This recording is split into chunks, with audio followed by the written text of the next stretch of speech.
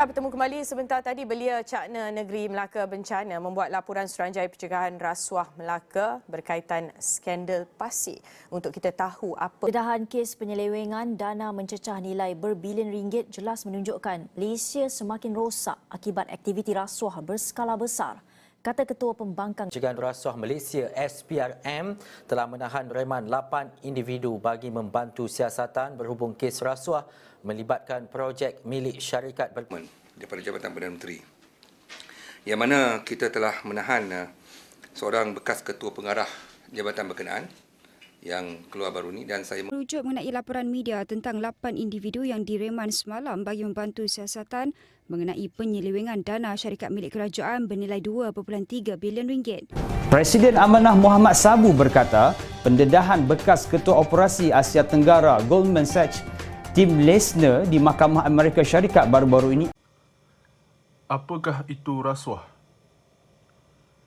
Rasuah merupakan penerimaan atau pemberian suapan sebagai upah atau dorongan untuk seseorang individu kerana melakukan atau tidak melakukan sesuatu perbuatan yang berkaitan dengan tugas rasmi. Suapan terdiri daripada wang, hadiah, bonus, undi, perkhidmatan, jawatan, upah dan diskaun.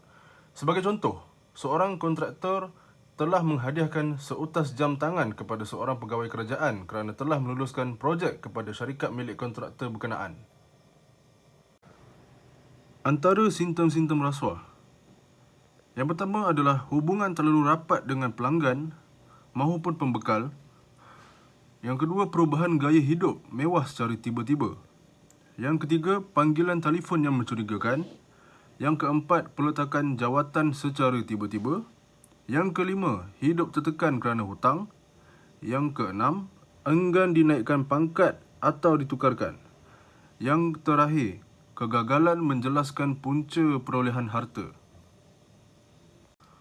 Faktor-faktor rasuah. Kegiatan rasuah berpunca daripada kelemahan peribadi seseorang, iaitu kurang didikan agama. Kelemahan peribadi ini mungkin disebabkan oleh kurangnya didikan agama dan moral seseorang. Sikap ingin hidup mewah dan tamak menyebabkan golongan yang mengambil rasuah ini sanggup mengetepikan ajaran agama. Mereka hanya memikirkan kesenangan, sementara tanpa sedar balasan dan hukuman yang bakal diterima kelak. Punca yang kedua merupakan kelemahan kepimpinan. Kelemahan kepimpinan dan pengurusan organisasi juga merupakan faktor utama berlakunya rasuah. Kepimpinan yang tidak cekap dan lemah menyebabkan kurang penyalaan dan pemantauan ke atas golongan pekerja. Hal ini akan mendorong aktiviti rasuah berlangsung secara berleluasa dalam sesebuah organisasi. Oleh itu, golongan pekerja merupakan golongan yang mudah terjebak dalam gejala rasuah. Punca yang ketiga adalah faktor perkembangan modernisasi. Perkembangan arus modernisasi yang mengabaikan kerohanian merupakan punca yang menyebabkan gejala rasuah semakin berleluasa di negara ini. Ia kerana kemajuan dan ledakan sosioekonomi menjadi tidak seimbang dengan pembangunan kerohanian seterusnya memudahkan terjadinya gejala rasuah dalam kalangan masyarakat. Punca yang keempat pula, faktor sosial dan budaya. Faktor sosial dan budaya turut menyumbang berlakunya gejala rasuah. Masyarakat majmuk di Malaysia mengamalkan tradisi memberi hadiah dalam bentuk wang dan benda sempena menyambut hari-hari kebesaran seperti hari perayaan dan majlis hari jadi. Sebagai contoh, kaum Cina suka memberi angpau, manakala tradisi orang-orang Melayu pula suka memberi buah tangan dan bersedekah. Ini telah memberi kesempatan kepada perasuah dan penerima rasuah melakukan rasuah sama ada diminta, disogok atau diumpan tanpa disedari. Seterusnya, kesan rasuah.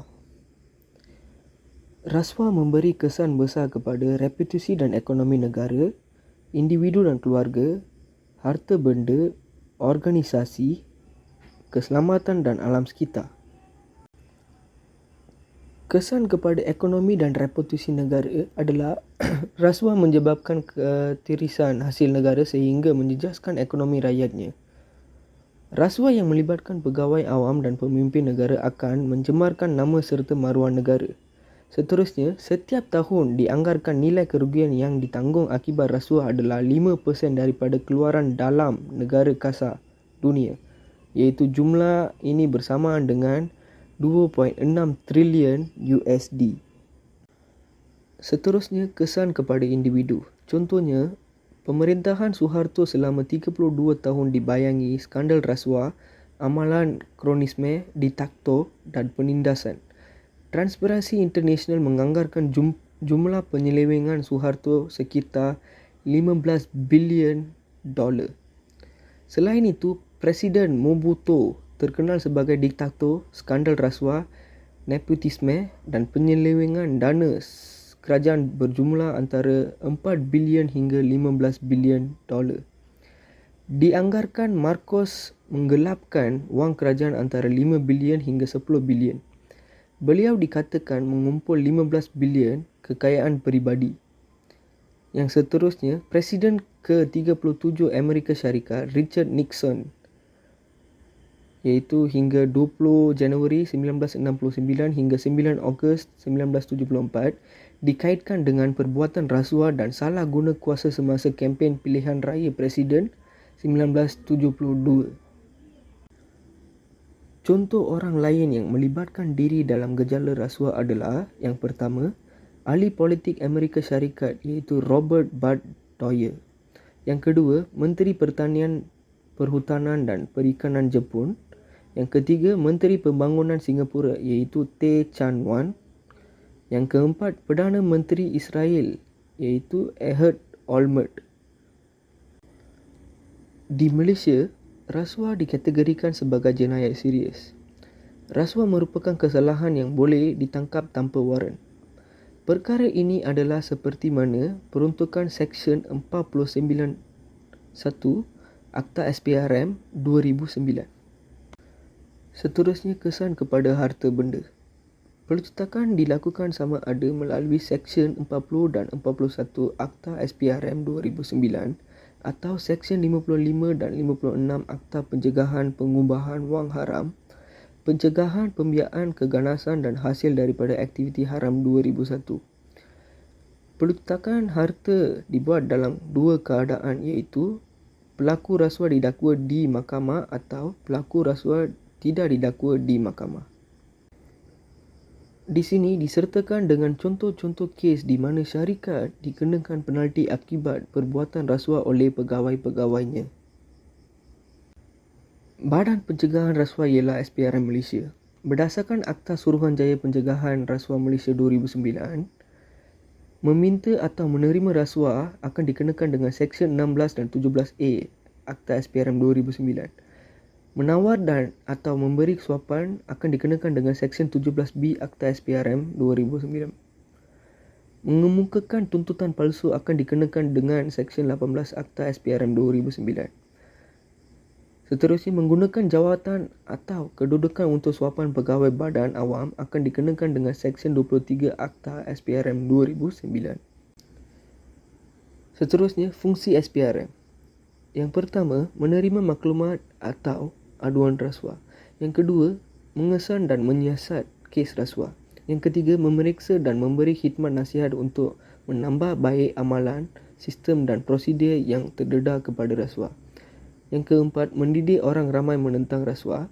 Yang kelima adalah mendapat dan memelihara sokongan orang ramai dalam memerangi rasuah.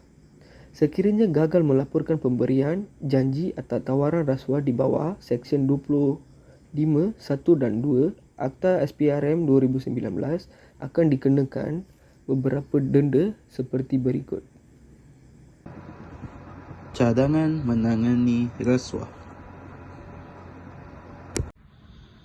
Kita tidak dapat menafikan bahawa terdapat segelintir kecil penjawat awam yang tergelincir daripada landasan sebenar dan terjerumus dalam salah laku rasuah. Isu rasuah, penyelewengan dan juga salah guna kuasa dalam kalangan penjawat awam adalah isu yang sangat serius yang berlaku sejak dahulu lagi. Selain itu, kerajaan juga sudah pun berusaha melakukan pelbagai inisiatif untuk membendung perkara. Namun demikian, budaya rasuah masih lagi berleluasa di kalangan penjawat awam.